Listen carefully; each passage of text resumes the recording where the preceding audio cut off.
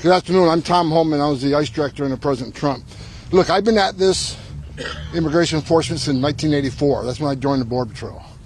I climbed the ranks to be the first acting director of ICE that actually came up through the ranks.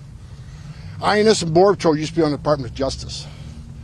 After 9/11, they put it on DHS. I have worked for 5 attorney generals.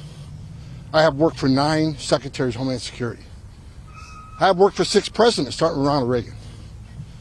Joe Biden and Alejandro Mayorkas is the first president and first cabinet official that came into office and unsecured a border.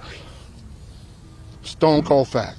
Every president I've worked for, even Bill Clinton and Barack Obama, took some steps to secure the border because they understood, as you just heard, you can't have national security without border security. Alejandro Mayorkas unsecured the most secure border we ever had.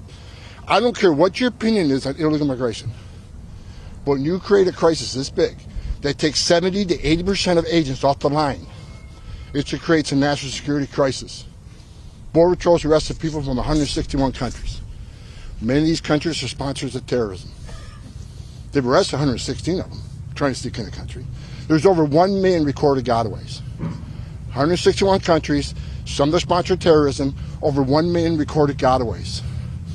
If you don't think a single one of those 1 million people gotaways came here to do us harm, came from a country that sponsored terrorism, then you're a fool. Just got to play the percentages.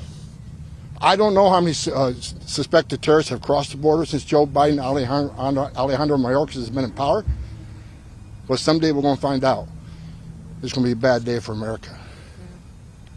What's happening on the border right now is the biggest national security failure since 9/11.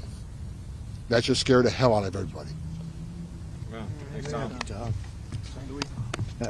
Appreciate Tom's comments and Rodney's and Mark's here in a moment.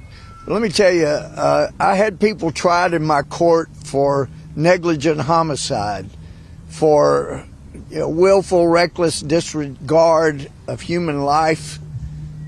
Well, that is not what's going on here. It is an intentional and knowing disregard for human life, for the protection of our country, and then we have had him come before Congress and lie under oath. That's perjury, and it is the kind of malfeasance for which he should be removed.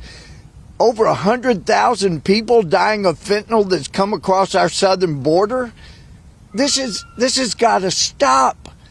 If anyone cares about human life and human suffering, then why would this be encouraged?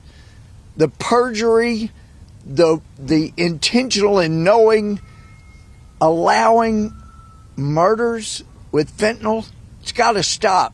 That means he's got to be removed, and that needs to be business one on day one in the next Congress.